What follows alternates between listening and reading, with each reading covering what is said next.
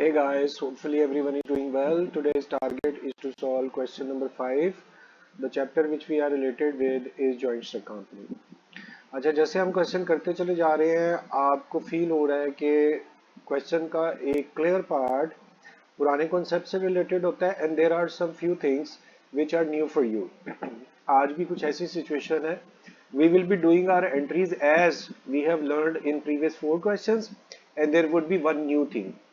और जैसे ही नई चीज आए आपसे रिक्वेस्ट ये होती है कि आप फोकस थोड़ा और बढ़ा दिया करें ताकि अंडरस्टैंडिंग ज्यादा बेहतर तरीके से क्लियर हो सके. So we are ready to start our questions. Let's begin. A trading corporation was formed with an authorized capital of 1 lakh rupees. We already know that authorized capital is just a theoretical portion in company because it's not an actual capital which we have received. So 1 lakh shares, total 1 lakh shares, and we have per share price as rupees 10. तो यहाँ इसे calculate कर लेते हैं.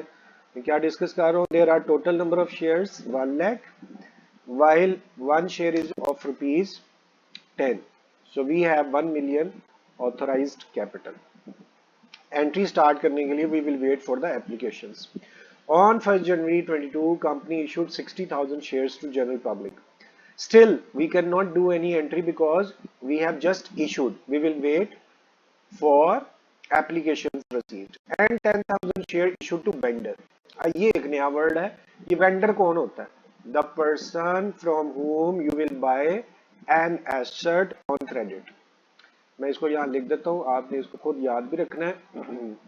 सो vendor और creditor में थोड़ा सा फर्क होता है. Vendor a person from whom asset is purchased on credit.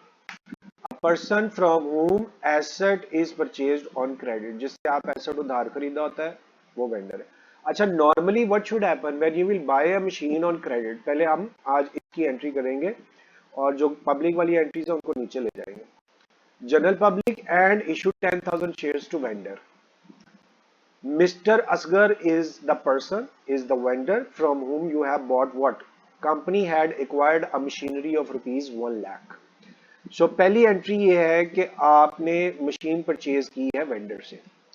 Narration में आपको लिख देता हूं, machinery purchased from vendor and vendor is Asgar. तो मशीन जब परचेज करेंगे, machine is your asset, asset is increasing, increase in asset should be debited, so you will debit your machine. And since you have purchased it on credit, vendor is your liability, asgar is your liability, liability should be written on credit side, so machine to asgar. How much value of that machine was? 1 lakh. So you will be putting 1 lakh on credit side and 1 lakh on debit side. अब आप गौर से देखिए, asgar was the person from whom you have bought the machine and you were liable to pay amount to asgar. तो आपने उसको एक offer की, असगर साहब आप पैसे ना लें, पैसों के बदले में आप हमारे से शेयर्स परचेज कर लें. पढ़े जरा दोबारा.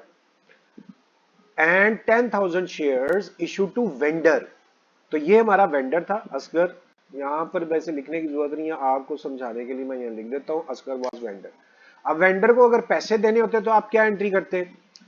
Cash paid to vendor. तो आपको करना था वेंडर टू कैश.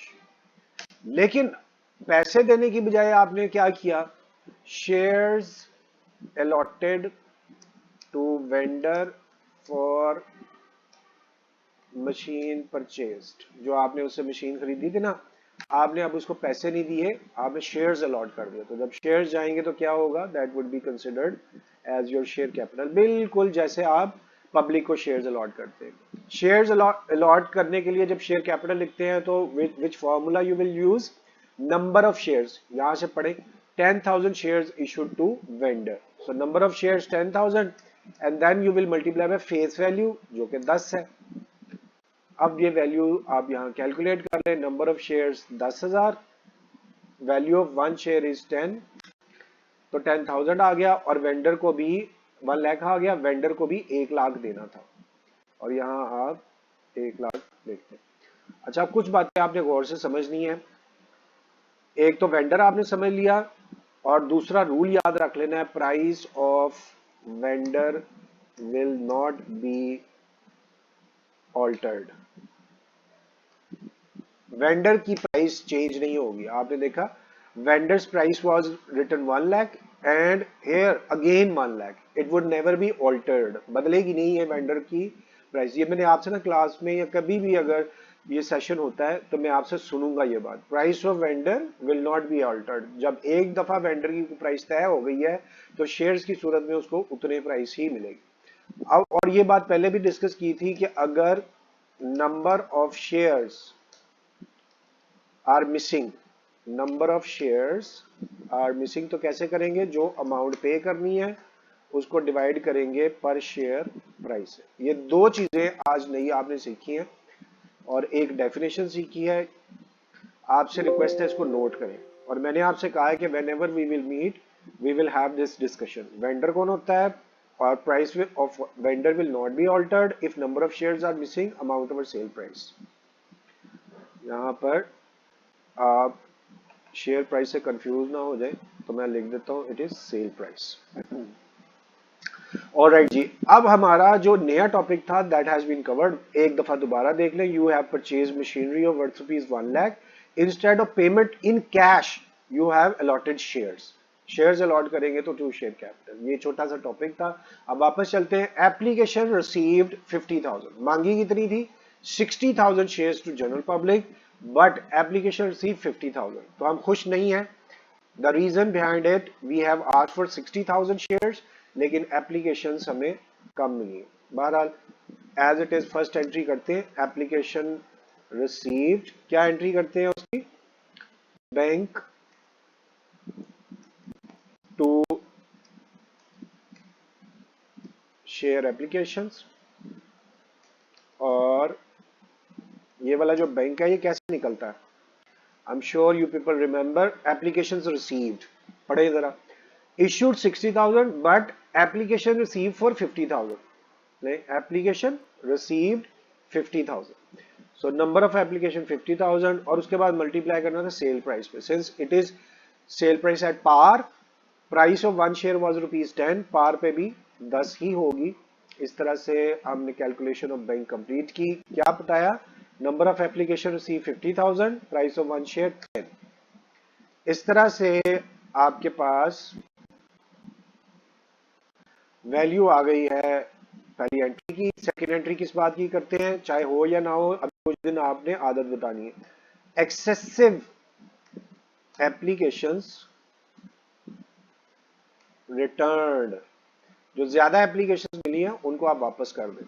यहां से चेक करें, जब एप्लीकेशन मिली थी तो बैंक टू शेयर एप्लीकेशन, और अब करेंगे शेयर एप्लीकेशन टू बैंक अगर ज्यादा मिली। लेकिन चेक करते हैं क्या हुआ था। You have asked for 60,000 applications but received only 50,000, which means excessive applications तो मिली नहीं। या आप ये एंट्री करें ही ना, अगर आपने लिख के करना तो बस लिख दें नो एंट्री। नहीं जी, इसके बाद आपका लास्ट काम स्टार्ट हो रहा है जिसमें आपने शेयर्स अलॉट करने हैं, और here you will be telling shares allotted, क्योंकि रिमेनिंग है ही नहीं, आपने मांगी थी उससे कम मिली। तो एंट्री क्या करते हैं शेयर्स अलॉटेड की, share applications to share capital. Share capital कैसे निकलता है, नंबर ऑफ शेयर्स। अब देखिए 60,000 you have asked from the public to give you applications but only 50,000 number of applications you have received, तो जाहिर है 50 मिली है एप्लीकेशन, ज्यादा को दे नहीं सकते, तो 50 को ही आप शेयर्स अलॉट करेंगे और मल्टीप्लाई करना face price which is 10। Share capital 50,000 applications finalised multiply by 10 पर एप्लीकेशन। इस तरह से आपके पास 5 लाख की अमाउंट आ गई share capital. Journal entries complete हो गई and we are asked to show balance sheet as well. अब बैलेंस शीट में एक बहुत ही इंटरेस्टिंग ट्विस्ट आया है। आपने यहाँ चेक करना है कौन कौन से एसेट है। तो पहला एसेट आपको मशीन नजर आ रहा है जो कि पहले अभी तक हमने नहीं लिखा था। Value of machine was 1 lakh. अच्छा, अब एज यूजुअल दूसरा एसेट बैंक है, लेकिन और किसी जगह पर बैंक अकाउंट नहीं आ रहा, so simply you will mention bank account over here और बैंक की क्या वैल्यू हमारे सामने है, देखिए बैंक के सामने अमाउंट लिखी हुई है 5 लाख, ये 5 लाख आप इधर पुट कर दें।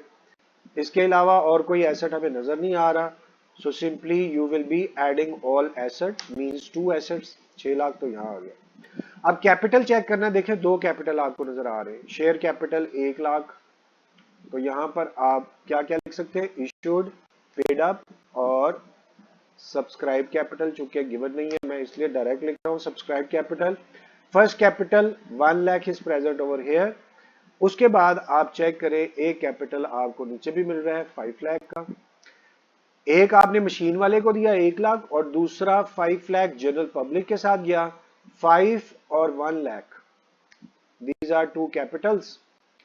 कैसे भला, 5 lakh shares allotted to public, 1 lakh shares allotted to vendor. अब आप इसका सम कर लें, तो इस साइड का भी sum 6 lakh, 6 lakh, this way our balance sheet is also completed. So guys, this was your question.